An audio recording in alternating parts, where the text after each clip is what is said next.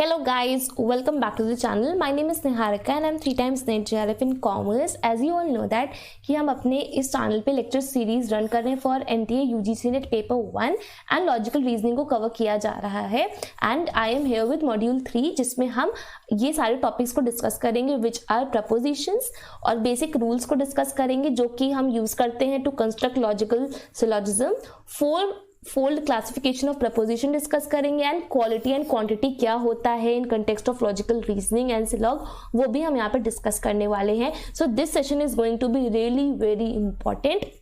Before we move further and important information for you all that Unacademy is very excited to announce the multiple batches for NTA UGC NET जो कि start हो रहे हैं 22 दिसंबर 2020 से और ये आपकी मदद करेंगे to crack NTA UGC NET।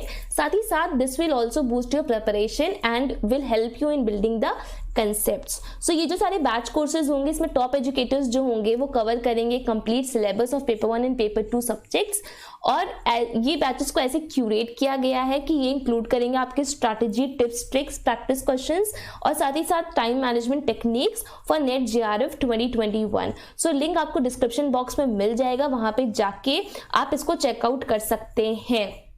So as you all know कि हाई डिमांड की वजह से प्राइस हाइक जो है has been extended by a week. That means जो प्राइस बढ़ेंगे वो एक हफ्ते बाद बढ़ेंगे, तो अभी आप जाके सब्सक्रिप्शन अपना ले सकते हो and you can use my code Niharika Jaiswal जो कि आपको यहाँ पे दिख रहा है to get 10% off. Niharika Jaiswal लगाओगे तो 10% ऑफ आपको मिल जाएगा। बाकी की डिटेल्स के लिए you can check the description box below. Also we have online classes for NTA UGC NET जो कि मैं ही रन करती हूँ एंड मैं अपने एक्सपीरियंस, अपनी एक्सपर्टीज के हिसाब से एस्पिरेंट्स को गाइड करती हूँ to crack NTA UGC NET from the convenience of their home. So we offer online classes in paper 1 commerce as well as in management. So in case अगर आपका commerce या management subject नहीं है, कोई दूसरा है, तो सिर्फ आप पेपर 1 के लिए भी ज्वाइन कर सकते हो इंडिविजुअली, एल्स आप पेपर 1 प्लस कॉमर्स या पेपर 1 प्लस मैनेजमेंट ले सकते हो।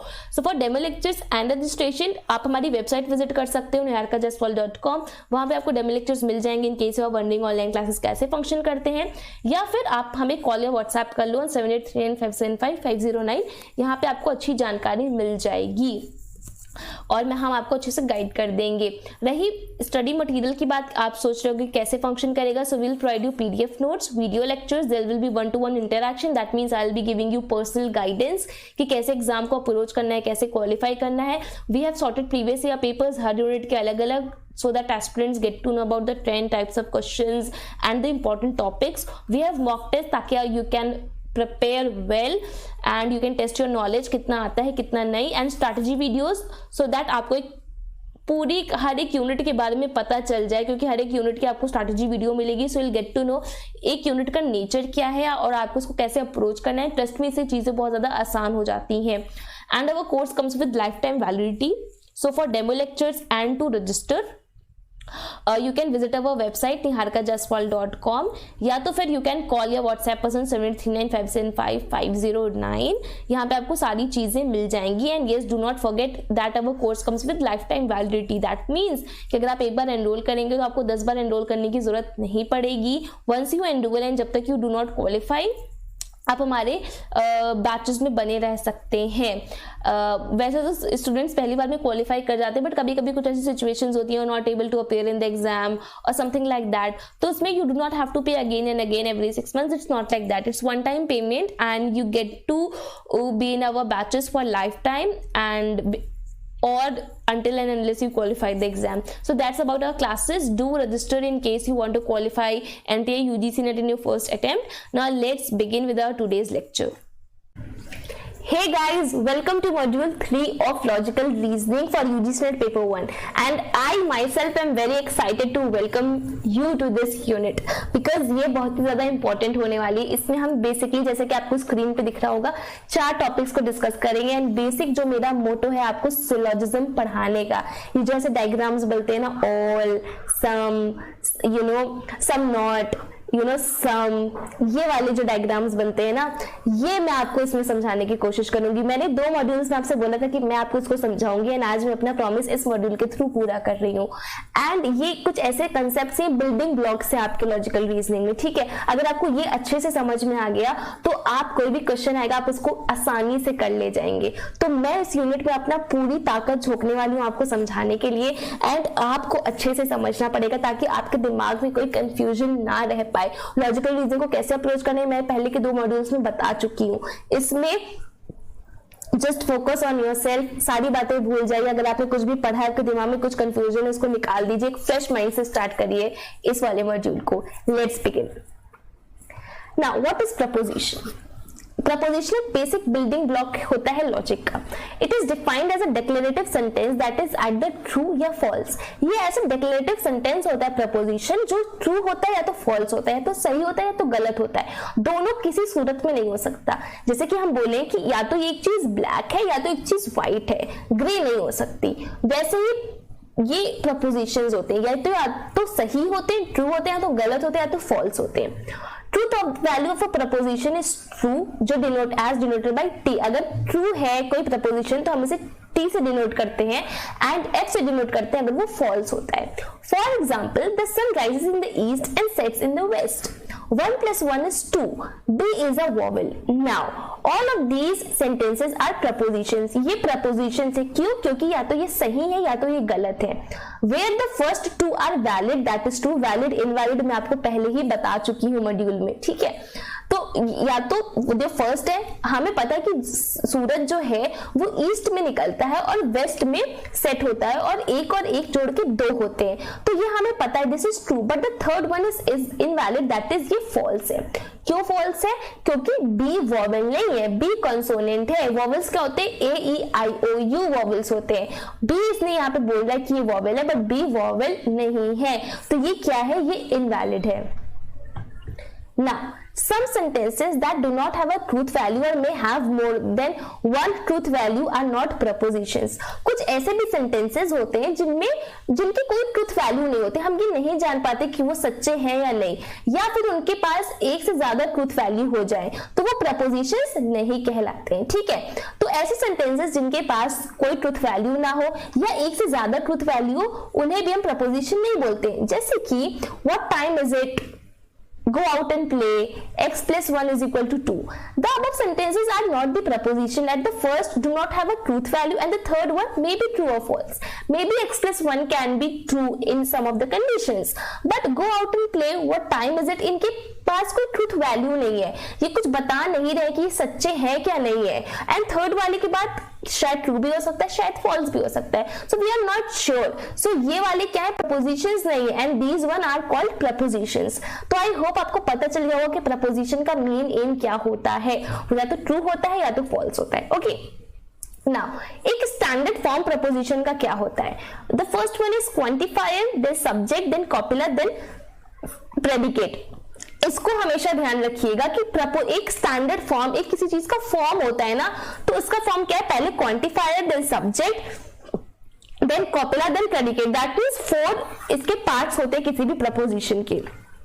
क्वांटिफायर क्या होता है? जो क्वांटिफाई करता है, जैसे कि मैंने पहले आपको मॉड्यूल से पढ़ाया है ऑल बर्ड्स आर मैमल्स। एक मैंने बताया था कि most peacocks have oatmeal in the breakfast for example. तो ये मोस्ट, मैंने कहा था कि मोस्ट क्या होते हैं? मोस्ट जो है वो ऑल नहीं होते, मोस्ट का मीन्स सम होता है। तो जो क्वांटिफायर होते हैं ना, वो क्वांटिफाई करते हैं। क्वांटिफाई, क्वांटिटेटिव मैंने सब आपको रिसर्च में बताया है। मैं बोला था ना कि सारी यूनिट्स इंटर रिलेटेड है आपस में। जैसे कि वर्ड्स ऑल, नो, सम, ये क्या है? क्वांटिफायर्स होते हैं, बिकॉज ये स्पेसिफाई करते हैं क्वांटिटी। जैसे कि ऑल या no are universal quantifiers because they refer to every object in a certain set. जैसे कि हम बोलेंगे ऑल बर्ड्स आर मैमल्स, तो ये यूनिवर्सल क्वांटिफायर है क्योंकि सारे ऑब्जेक्ट को एक सर्टेन सेट में डिवाइड, हमने बोल दिया कि सारी बर्ड्स जो मैमल्स हैं, हमने यूनिवर्सली क्वांटिफाई कर लिया, हमने सारे ऑब्जेक्ट को एक सर्टेन सेट में लाके रख दिया कि ऑल बर्ड्स आर मैमल्स। तो all birds are mammals, no snake is a mammal. अब मान लीजिए कि नो सॉरी ये करिए, ये वाला लीजिए नो में, no snake, you know no snake is क्या बता, हाँ no snake is a bird, no snake is a bird. ये आप यहाँ पे इसकी ट्रूथ और वो फॉल्स में मत जाएगा कि ये क्या बोली, नो ट्रूथ इज अ, मैं बस एक सेंटेंस बता रही हूँ, एक आपको एग्जांपल दे रही हूँ क्योंकि अभी हमने पिछले मॉड्यूल में डिस्कस किया इसलिए। तो देखिए कि और क्या बोला था मैंने, all birds are mammals, no snake is a bird. तो ये क्या यहाँ पे ऑल या नो है, इसको हम क्या बोलते हैं, यूनिवर्सल क्वांटिफायर बोलते हैं, क्योंकि ये हर एक ऑब्जेक्ट को जो होता है सर्टेन सेट में रख देता है, ये क्वांटिफाई कर देता है कि ऑल, नो, सम। वैसे जो सम है is a particular quantifier, ये particular quantifier है because it refers to at least one existing object in a certain set, जैसे कि some men are honest। तो ये क्या है कि एक ऑब्जेक्ट जो है मेन का, एक उसे you know it refers to at least one existing object in a certain set. एक हम एक यू नो एक थोड़े से उसके पार्ट को, एक एग्जिस्टिंग ऑब्जेक्ट को एक थोड़े से पार्ट को हम रिफर करते हैं कि some men are honest, some men are not honest. तो जो सम है, क्योंकि सम है और इसी में हम सम नॉट इंक्लूड करते हैं, तो ये क्या, ये क्वांटिफायर है। तो सम वाला जो है ये पर्टिकुलर क्वांटिफायर, ये पर्टिकुलर एक चीज के बारे में बात करता है। And universal quantifiers are all and no, क्योंकि एक साथ पूरे को यू नो क्लासिफाई कर लेते हैं। Then we have subject. Now subject is denoted by S। हमेशा याद रखिएगा सब्जेक्ट को हम कैसे करते हैं। Maybe I should change the ink, wait, O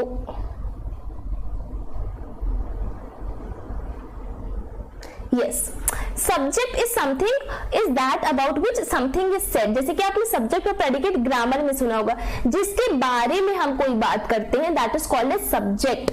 predicate, the predicate is a part of preposition denoting which is affirmed or denied about the subject, कि some men are not honest। तो यहाँ पे men क्या हो गया, आपके subject हो गए, men के बारे में बात हो रही है। honest आपका प्रेडिकेट हो रहा है बिकॉज ये affirm, मतलब हम इसको मानते हैं या तो नहीं मानते। some men are honest, some men are not honest। तो not honest भी क्या हो गया, एक प्रेडिकेट हो गया जो डिनोट करता है कि सब्जेक्ट के बारे में हम यू नो कुछ यू नो सही बोल रहे हैं या गलत बोल रहे हैं, हम उसको अफर्म कर रहे हैं या डिनाई कर रहे हैं। जैसे कि some men are not honest, तो हम यहाँ क्या कर रहे हैं, कोई चीज डिनाई कर रहे हैं। some men are honest, तो हम यहाँ क्या कर रहे हैं, वी आर अफर्मिंग कि हाँ हम राजी हो रहे हैं कि हाँ कुछ मेन जो है वो ऑनेस्ट होते हैं। तो ये प्रेडिकेट होता है, ये वो पार्ट होता है प्रपोजिशन का जो डिनोट करता है सब्जेक्ट के बारे में हम क्या अफर्म कर रहे हैं, क्या डिनाई कर रहे हैं। और सब्जेक्ट वो होता है जिसके बारे में सब चीजें आगे अराउंड घूमती हैं, जिसके बारे में हम कुछ कहते हैं। जैसे सम मेन आर ऑनेस्ट, तो main is a subject and some is क्या है, क्वांटिफायर है, एक पर्टिकुलर क्वांटिफायर है।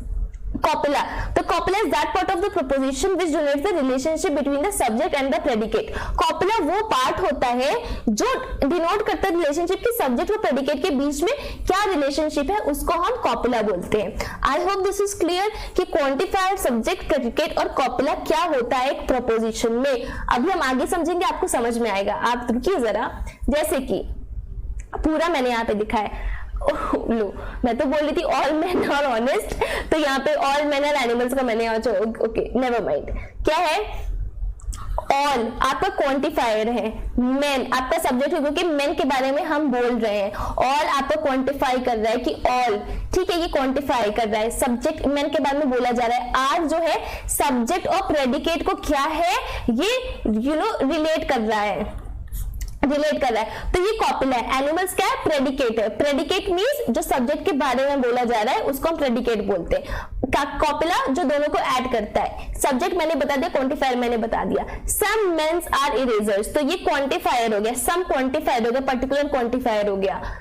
पेन, पेन के बारे में बोला जा रहा है, आर इरेजर और पेन को जोड़ रहा है तो ये आर है। प्रेडिकेट पेन के बारे में बोला जा रहा है तो ये क्या है, इरेजर जो है वो प्रेडिकेट हो गई। आई होप अब आपको समझ में आ गया होगा कि क्या डिफरेंस होता है, क्या डिफरेंस नहीं सॉरी क्या पार्ट्स होते हैं प्रपोजिशन के, quantifier, subject, copula and predicate. It is clear, okay. Now fourfold classification of propositions. अब जो प्रपोजिशंस है हमने उसका फॉर्म डिस्कस कर लिया, ठीक है। अब 4 तरीके की प्रपोजिशंस होती हैं, ध्यान से पढ़िएगा, एकदम ध्यान से पढ़िएगा। यूनिवर्सल अफर्मेटिव प्रपोजिशन, अफर्मेटिव का मतलब पॉजिटिव होता है,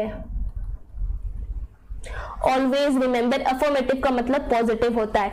universal affirmative preposition denoted by A, it distributes only the subject that is the predicate is not interchangeable with the subject while maintaining the validity of the preposition. ये सिर्फ subject को distribute करता है। It is denoted by ए से हम इसको denote करते हैं यूनिवर्सल पॉजिटिव प्रपोजिशन या यूनिवर्सल अफर्मेटिव। अफर्मेटिव का मतलब पॉजिटिव है, तो ये क्योंकि ये ए से यहाँ पे शुरू हो रहा है, या जैसे भी रिलेट करना चाहिए हम ए से डिनोट करते हैं। ये सिर्फ सब्जेक्ट को डिस्ट्रीब्यूट करता है, that is predicate is not interchangeable with in the subject while maintaining the validity of the preposition. आप प्रेडिकेट को इंटरचेंज नहीं कर सकते, ठीक है। इसका मतलब क्या है, आप सिर्फ सब्जेक्ट की, ये सिर्फ इसमें सब्जेक्ट जो है वो डिस्ट्रीब्यूट होता है। All snake are reptiles, all snakes are reptiles, all quantifier है, स्नेक सब्जेक्ट है, आर कॉपुला है एंड रेप्टाइल जो है वो आपका प्रेडिकेट है। This is a proposition A since we can not say all reptiles are snake. यहाँ पे क्या है कि प्रेडिकेट जो है वो इंटरचेंजेबल नहीं होता है सब्जेक्ट में। जब आप वैलिडिटी मेंटेन करते हैं, वैलिडिटी मैंने पढ़ाया है पिछले मॉड्यूल में, जब आप वैलिडिटी मेंटेन करते हैं तब जो है जो प्रेडिकेट होता है वो इंटरचेंजेबल नहीं होता है। मैं आपको समझाती हूँ कि जैसे कि ये यूनिवर्सल अफर्मेटिव प्रपोजिशन हो गई सीधी सादी कि ऑल, अभी मैं आगे इसको और बताऊंगी, all snakes are reptiles, all जो snakes, S for snake, R for reptiles, all snake are reptiles. तो ये क्या है, यहाँ पे हमने सिर्फ सब्जेक्ट को डिस्ट्रीब्यूट कर दिया कि सारे स्नेक जो रेप्टाइल्स है, तो यहाँ पे क्या सब्जेक्ट डिस्ट्रीब्यूट हो गया, हुआ कि नहीं। बट क्या प्रेडिकेट को आप कर पाएंगे, क्या प्रेडिकेट को आप डिस्ट्रीब्यूट कर पाएंगे, क्या आप ये उल्टा कह पाएंगे, क्योंकि रेप्टाइल्स जो है वो प्रेडिकेट है, क्या आप ये कह पाएंगे कि ऑल रेप्टाइल्स आर स्नेक, क्या आप ये कह पाएंगे कि सारे रेप्टाइल्स स्नेक हैं? इसका उल्टा पॉसिबल होगा? नहीं पॉसिबल होगा। क्यों? क्योंकि ऑल स्नेक्स आर रेप्टाइल्स है, सारे रेप्टाइल्स स्नेक, इसका उल्टा पॉसिबल नहीं है। क्योंकि ये डायग्राम क्या कहता है, ऑल स्नेक्स आर रेप्टाइल्स, सारे स्नेक रेप्टाइल्स है।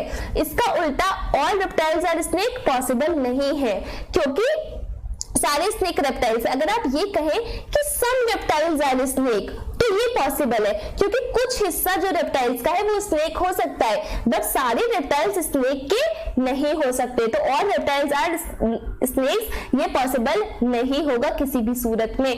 तो प्रेडिकेट इंटरचेंजेबल नहीं होता है और यूनिवर्सल अफर्मेटिव प्रपोजिशन में।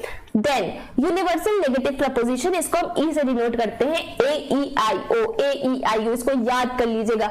Universal negative preposition, it distribute both the subject and predicate, an entire class of predicate term is denied to the entire class of subject as in proposition। अभी हम आगे discuss करेंगे कि no boy is intelligent, no boy is intelligent, no boy is intelligent। यहाँ पे distribute हुआ कि नहीं हुआ, सब्जेक्ट अलग डिस्ट्रीब्यूट हो गया, प्रेडिकेट अलग डिस्ट्रीब्यूट हो गया। ये एंटायर क्लास डिनाई करते हैं दूसरे एंटायर, ये जो प्रेडिकेट है हमारा ये सब्जेक्ट को डिनाई कर देता है। क्यों? क्योंकि दोनों अलग अलग है, तो ये यूनिवर्सल नेगेटिव होता है। यहाँ पर नो, नो जहां पे है एकदम सीधा साधा नो है, इसका मतलब वो यूनिवर्सल, हम सभी की बात कर रहे हैं। Particular affirmative proposition, particular, particular means some, हमेशा ध्यान रखिए पर्टिकुलर मीन्स सम या मोस्ट, ऐसे ही पर्टिकुलर आता है, ठीक है। और जब ये बोलते हैं कि नो बॉय इज इंटेलिजेंट, तो यहाँ पे क्या है, नो मतलब क्या है कि ये यूनिवर्सल नेगेटिव है। तब it distribute neither the subject nor the predicate, ये डिस्ट्रीब्यूट नहीं करता है, ना कि सब्जेक्ट को ना ही प्रेडिकेट को, किसी को भी डिस्ट्रीब्यूट नहीं करता है। Some men are foolish, here the subject of men is used not for all but only for some men, and similarly the predicate term foolish is affirmed for a subject, for a part of subject class, so both are undistributed. इसमें क्या है, particular proposition में क्या है, particular affirmative, particular positive proposition I से denote करते हैं, इसको हमेशा याद करिएगा। ये ना सिर्फ सब्जेक्ट को भी डिस्ट्रीब्यूट नहीं करता और प्रेडिकेट को भी डिस्ट्रीब्यूट नहीं करता।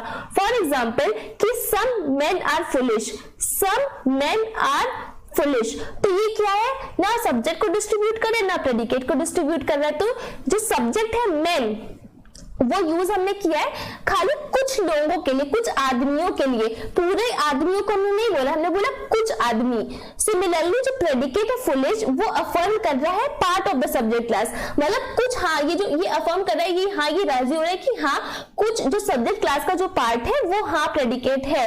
तो सम मेन आर फुलिश, तो ये कुछ किसी को भी डिस्ट्रीब्यूट नहीं करता, और ये दोनों को डिस्ट्रीब्यूट कर देता है नेगेटिव वाला। और ये जो ऊपर यूनिवर्सल अफर्मेटिव यूनिवर्सल पॉजिटिव है, ये सिर्फ सब्जेक्ट को डिस्ट्रीब्यूट करता है। तो पहला वाला सब्जेक्ट को डिस्ट्रीब्यूट करता है, दूसरा वाला दोनों को, तीसरा वाला किसी को भी नहीं। Particular negative preposition, particular negative proposition क्या होती है, इसे हम डिनोट करते हैं ओ से। It distributes only the predicate some animals are not wild। तो यहाँ पे some की बात हो रही, are not wild। Here the subject term animals is used only for a part of its class and hence it is undistributed, while the predicate wild is denied in entirety to the subject term and hence is distributed। यहाँ पे क्या है, सिर्फ predicate some animals, animals के बारे में बात हो रही है, बट जो predicate है सिर्फ उसको हम डिस्ट्रीब्यूट कर रहे हैं। The subject term animals is used only for part of its class and hence it's undistributed। जो animals है ये सिर्फ part of its class use किया जा रहा है, इसलिए वो undistributed है। while the predicate term wild वो denied हो रहा है इंटरनिटी से to the subject and hence it is some animals are not wild। कुछ एनिमल्स जो है some animals are not wild, कुछ एनिमल्स वाइल्ड पूरे नहीं है, कुछ एनिमल्स वाइल्ड है ही नहीं, ये इसको बता रहा है। तो ये सिर्फ प्रेडिकेट को जो है वो डिस्ट्रीब्यूट करता है, ठीक है। अब हम आ जाते हैं प्रपोजिशन पे और इसको हम डिफाइन कर लेते हैं। जैसे कि प्रपोजिशन होती है यूनिवर्सल। यूनिवर्सल प्रपोजिशन क्या होती है, जिसमें हम ऑल की बात करें, मतलब पूरे को इंक्लूड कर ले, पूरे ऑब्जेक्ट जो उसका क्लास सेट होता है उसको हम कर ले। ऑल ए आर बी, जैसे कि अफर्मेटिव होता है ऑल ए आर बी, ठीक है। देन वी हैव, ये क्या होता है, ए टाइप होता है all A are B affirmative. Universal affirmative proposition कैसे करते हैं, ऑल ए आर बी, अभी ये पीछे का ही है, बस इसको डायग्राम के थ्रू कर दी हूं मैं। Then we have negative, no A is B, इसको यूनिवर्सल बोलेंगे क्योंकि पूरे को इंक्लूड कर रहा है। नो ए इज बी, ये ई टाइप हो गया कि कोई भी ए बी नहीं है, ये ई टाइप है, तो नेगेटिव को कैसे हम करेंगे, ई से। Then we have particular affirmative, particular कुछ चीजों के बारे में बात करता है, सम ए आर बी, तो ये आई टाइप हो गया negative. Some A are not B, तो सम ए आर बी ये अफर्मेटिव है क्योंकि यहाँ पे पॉजिटिव है, कुछ भी नॉट नो नहीं है, तो ये सम ए आर बी ये अफर्मेटिव हो गया। जहां पे भी कुछ नेगेटिव आता है तो वो नेगेटिव हो जाता है। सम ए आर नॉट बी, कुछ ए बी नहीं है, तो ये क्या हो जाएगा, ओ टाइप हो जाएगा, ठीक है। यहाँ पे प्रेडिकेट से डिस्ट्रीब्यूट हो रहा है, समझ में आ रही है। यहाँ पे कुछ भी डिस्ट्रीब्यूट नहीं हो रहा है, यहाँ पे दोनों डिस्ट्रीब्यूट हो रहा है, यहाँ पे सिर्फ सब्जेक्ट डिस्ट्रीब्यूट हो रहा है। तो ये कैसे हम डिनोट करते हैं, ए ई आई ओ, इसको आपको याद करना पड़ेगा, कोई दूसरा चारा नहीं है, याद ही करना पड़ेगा।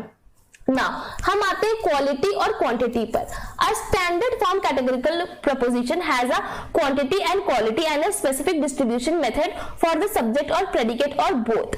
Universal and particular refer to the quantity of categorical proposition। जैसे कि affirmative मैं बता चुकी हूँ आपको, बट फिर भी आप समझ लीजिए। Affirmative और negative refer to the quality of categorical proposition। जो affirmative और negative होता है वो क्या होता है, जैसे यूनिवर्सल और पर्टिकुलर, एक यूनिवर्सल और पर्टिकुलर क्वांटिटी और क्वालिटी में आपको फर्क करना आना चाहिए कि कहाँ पे क्वालिटी कहाँ पे क्वांटिटी है, ये क्वेश्चन आते हैं। तो जैसे जब आप यूनिवर्सल और पर्टिकुलर कहते हैं, जैसे आप सम और नो या मोस्ट यूज करते हैं ना जहां पर, तो वो आपकी क्वांटिटी डिफाइन करता है, वो कैटेगोरिकल प्रपोजिशन की क्वांटिटी डिफाइन करता है कि किस क्वांटिटी में, ऑल में, सम में, नो में।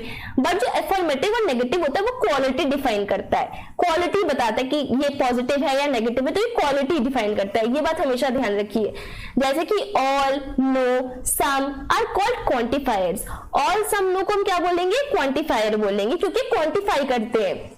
They tell us extent of the class inclusion और exclusion, किस क्लास तक इंक्लूडेड है, जैसे कि ऑल में सब इंक्लूडेड है, नो में सब एक्सक्लूडेड है, सब में कुछ इंक्लूडेड है, तो ये हमें बताता है, क्वांटिफाई करता है। Words are not are referred to as copula, ये हम बात कर चुके हैं, बट एक बार आपको समझना फिर से पड़ेगा कि जैसे आर नॉट है, इसमें पॉजिटिव नेगेटिव कुछ होता है, कॉपुला होता है जो जोड़ता है। आर भी हो सकता है पॉजिटिव भी हो सकता है, आर नॉट नेगेटिव भी हो सकता है। They are simply terms of to be and serves to link to couple the subject class and the predicate class. ये क्या, ये फॉर्म्स होते हैं, ये लिंक करते हैं, ये they serve to link the subject class with the predicate class. Copula किसको लिंक करता है, सब्जेक्ट से प्रेडिकेट को लिंक करता है। If categorical proposition asserts something definite about every member of the class, then the term designating that class is called to be distributed. Now अगर categorical proposition कुछ assert करता है, कुछ ये बताता है कि कुछ definite number देता है किसी क्लास के बारे में, तब वो distribute हो जाता है. जैसे यहाँ पे हम definite number दे रहे थे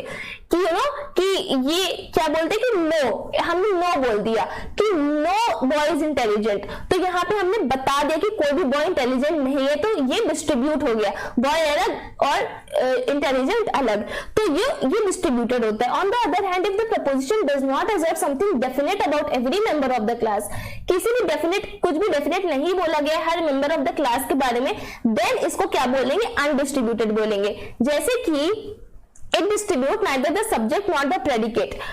सम मेन आर फुलिश, कुछ आदमी फूलिश है, तो ये कुछ भी इसने कहीं जो ना प्रेडिकेट को ना सब्जेक्ट को, मैन सब्जेक्ट और फुलिश प्रेडिकेट है, किसी को भी डिफाइन नहीं किया है कि क्या डिस्ट्रीब्यूट हो रहा है, तो ऐसी चीजों को हम क्या बोलते हैं, ऐसी चीजों को हम अनडिस्ट्रीब्यूटेड बोलते हैं. We call them undistributed. और जहां पे definite member of the class को हम एजर्ट किया जाता है कि हाँ ये हो रहा है, इसको ये सम है, ये सम नॉट है, उसको हम डिस्ट्रीब्यूटेड बोलते हैं. ठीक है, तो अब हम आ जाते हैं, ये क्वालिटी और क्वांटिटी हो गया. ठीक है, अब हम आ जाते हैं यूनिवर्सल अफर्मेटिव प्रपोजिशन पे, जो हम डिनोट करते हैं ए से. It distributes only the subject, that is predicate is not interchangeable within the subject while maintaining the validity of the proposition. जैसे कि all snake are reptiles, हम बता चुके कि सारे जो snakes हैं वो reptiles हैं. अब इसका उल्टा कि all reptiles are snake, ये true नहीं होगा. ठीक है, इसका जो उल्टा है वो true नहीं होगा. But all some reptiles are snake आप बोल सकते हो, but all snakes are reptiles, यही सही होगा. इसमें सिर्फ जो सब्जेक्ट है वो क्या होता है, जो सब्जेक्ट है सिर्फ वो डिस्ट्रीब्यूट होता है. ठीक है, now we have universal negative proposition. Universal negative proposition क्या है, जहां पे सब्जेक्ट और प्रेडिकेट जो है दोनों ही डिस्ट्रीब्यूट हो जाते हैं. मैंने बताया no boy is intelligent, sorry कहाँ है मेरा दिमाग, सॉरी,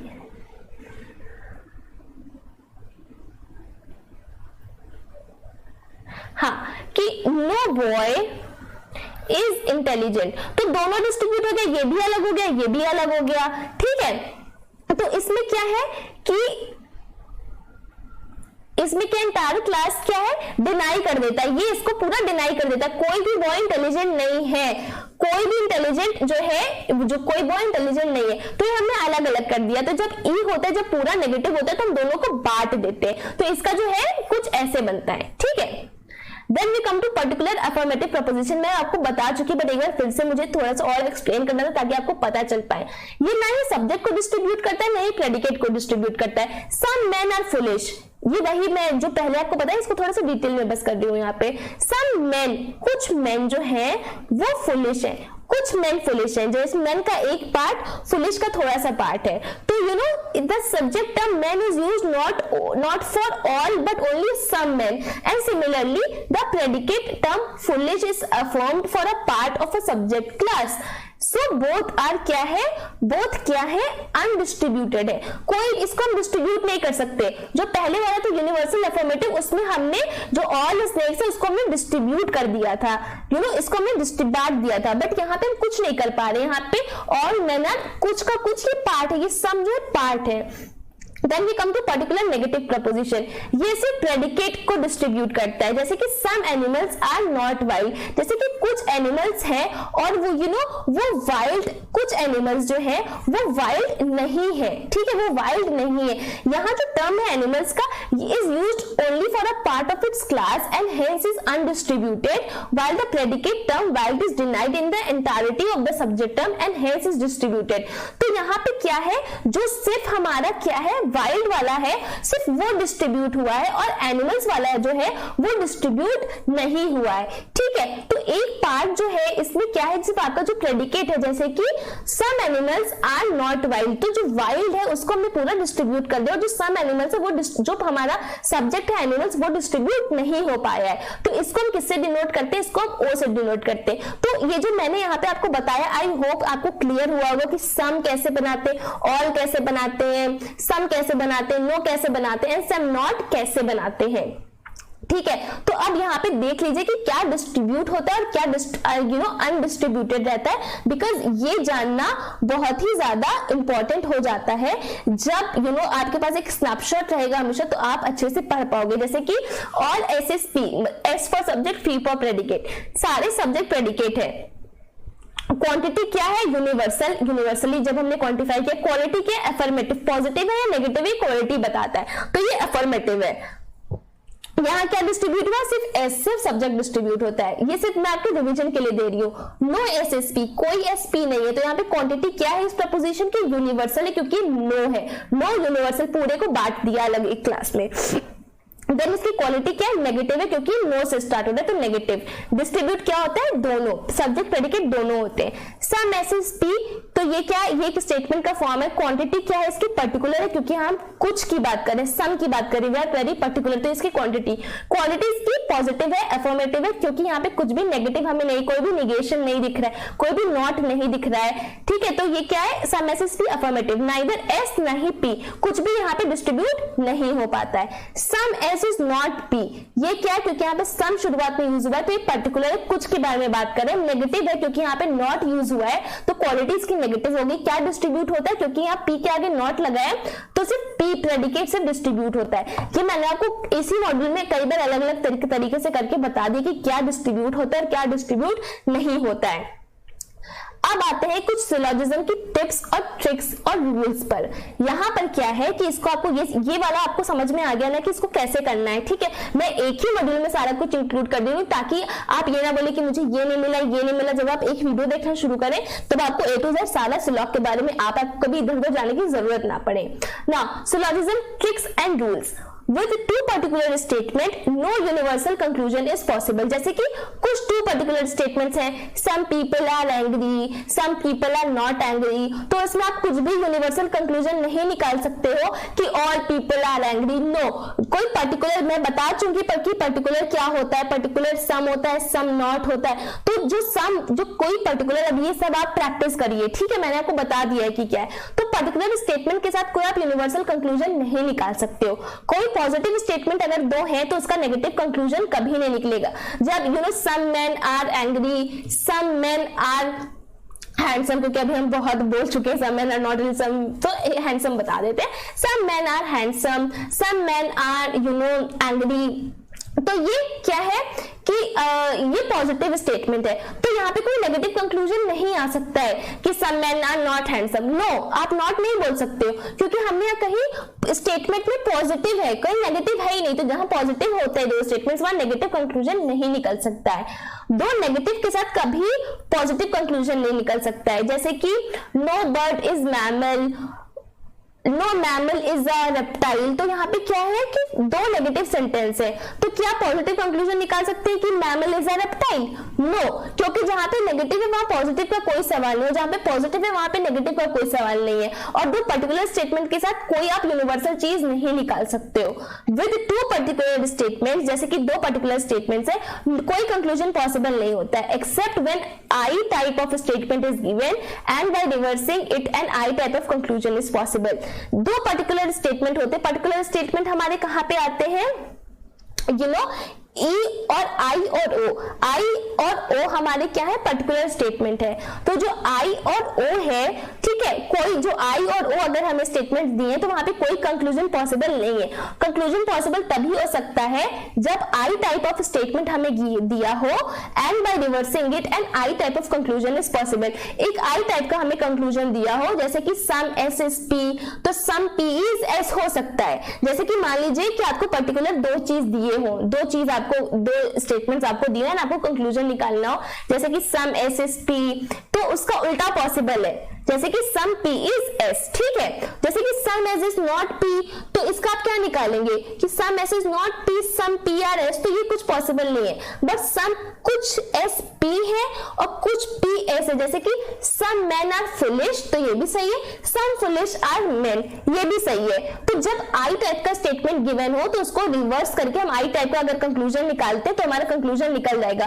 बट अगर I और E O के फॉर्म में I और O के फॉर्म में कोई दिया है तो उसमें कोई कंक्लूजन नहीं निकल सकता। बट अगर I स्टेटमेंट दिया हो तो हम उसको रिवर्स करके स्टेटमेंट कंक्लूजन निकाल सकते हैं। बट दो पर्टिकुलर स्टेटमेंट के साथ कंक्लूजन हम कभी भी नहीं निकाल सकते हैं। ठीक है, अब आता है कि बेसिक रूल्स क्या होते हैं कंस्ट्रक्टिंग लॉजिकल सिलोजिज्म के, कि क्या एक रूल होते हैं। सबसे पहला तो है कि all syllogism must contain three terms होने चाहिए। एक मेजर टर्म होता है, एक माइनर टर्म होता है और एक ट्रांजिटरी या मिडिल टर्म होता है। एक मेजर, एक माइनर एंड देन ट्रांजिटरी होता है। The transitory term must be distributed in at least one premise, either the major premise या फिर minor premise। तो क्या होता है कि सिलोजिज्म में तीन टर्म्स होते हैं, एक मेजर टर्म होता है, एक माइनर होता है, एक ट्रांजिटरी होता है। तो जो ट्रांजिटरी टर्म होता है वो एक ना एक बार आपको डिस्ट्रीब्यूट करना ही पड़ता है, या तो आप मेजर में कर दो या आप माइनर में कर दो। The conclusion can not contain any term that is not distributed in at least one premise, either the major premise or the minor premise। जैसे कि आप दो स्टेटमेंट लेते हैं ना कि all mammals are animals, all animals are reptiles, तो एक इसमें आपका मेजर प्रेमाइस होता है और एक आपका माइनर प्रेमाइस होता है। ठीक है, और बीच में ट्रांजिटरी टर्म होता है जो डिस्ट्रीब्यूट ही होता है। जैसे कि अगर आप यहाँ पे देखेंगे, मैं आपको बताती हूँ इसमें हाँ, पहले वाले में हमारे पास था, हाँ, जो हमें मॉड्यूल 2 पढ़ा था ना, उसमें हमारे पास था कि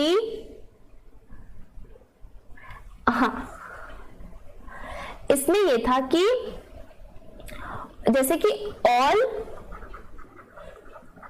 snacks are reptiles, all snakes are reptiles. फिर आपके पास क्या आ जाता है, हाँ, ऑल स्नेक्स आर रेप्टाइल्स, ये आपका एक मेजर प्रेमाइस हो गया। ठीक है,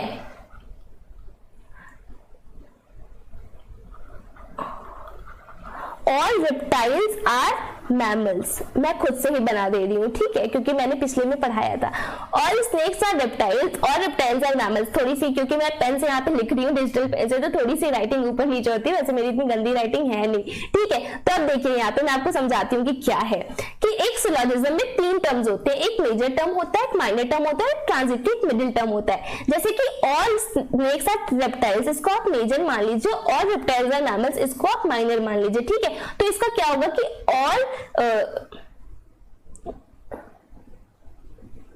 इसका क्या होगा कि all snakes are reptiles and all reptiles are mammals. ये हो गया, तो इसका आप कंक्लूजन निकालेंगे तो क्या निकलेगा कि ऑल स्नेक्स आर मैमल्स, सारे स्नेक्स क्या है, मैमल्स है कि नहीं है। तो जो ट्रांजिटरी टर्म होता है ये डिस्ट्रीब्यूटेड होता है in at least one premise, either the major और द माइनर। तो यहाँ देखिए जो रेप्टाइल्स है वो बार बार क्या हो रहा है, रिपीट हो रहा है, तो ये ट्रांजिटरी है।